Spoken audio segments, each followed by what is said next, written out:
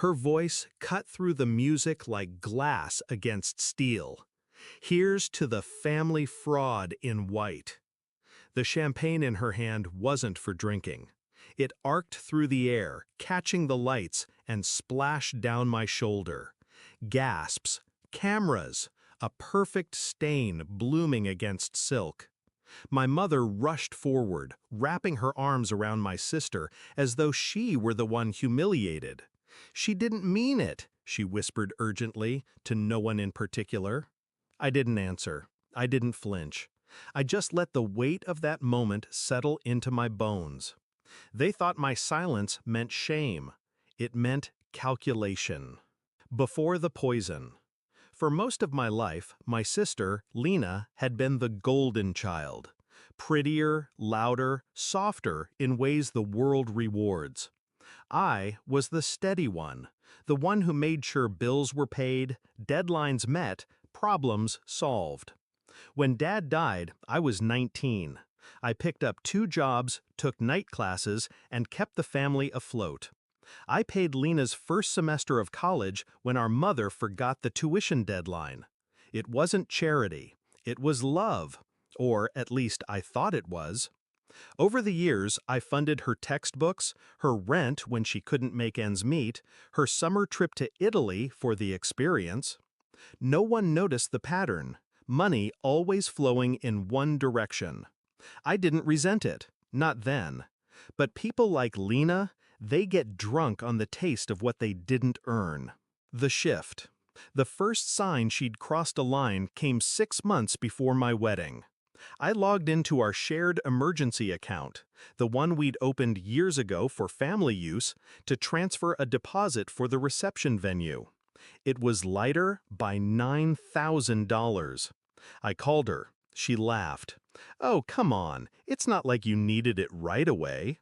"I had a tuition payment. You know Mom can't help right now." No apology, just entitlement. That was the day I stopped seeing her as my sister and started seeing her as a liability. By the time my wedding week arrived, I had already made my decision. The plan. Anger burns hot.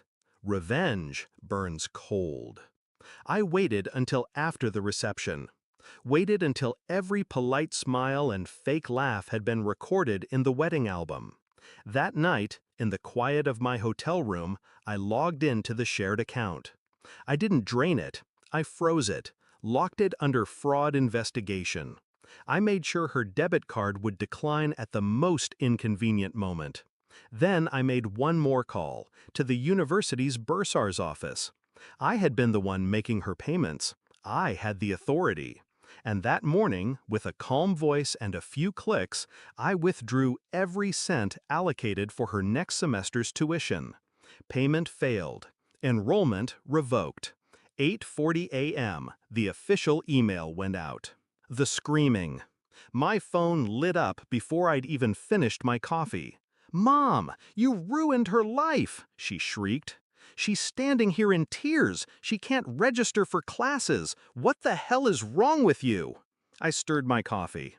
"What's wrong with me?" I said softly.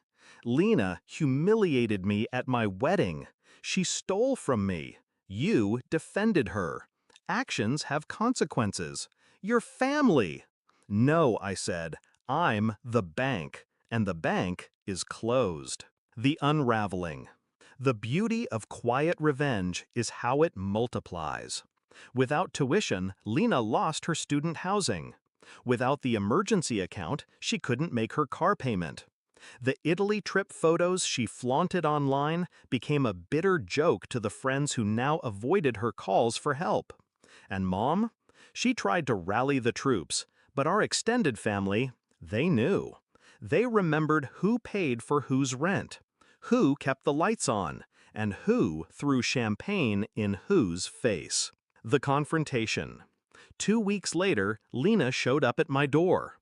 Her eyes were red, her voice cracked, but her tone still had the edge of someone who believed they were owed.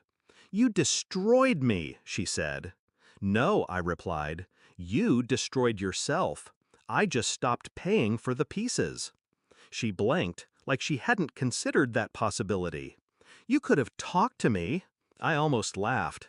Talked? Like you did at my wedding? In front of everyone? No, Lena, I'm done talking. I deal in results now. The quiet after. The best part wasn't watching her stumble. It was the silence afterward. The absence of constant financial crises that only I could solve. The way my bank balance finally grew without her hands in it. People think revenge is loud, screaming matches, slam doors, public scenes. It's not. It's a locked account, a failed tuition payment, a girl realizing the world isn't going to carry her anymore. I wore white on my wedding day. She called me a fraud. But I kept my vows. Not to her, not to Mom, but to myself. Never again.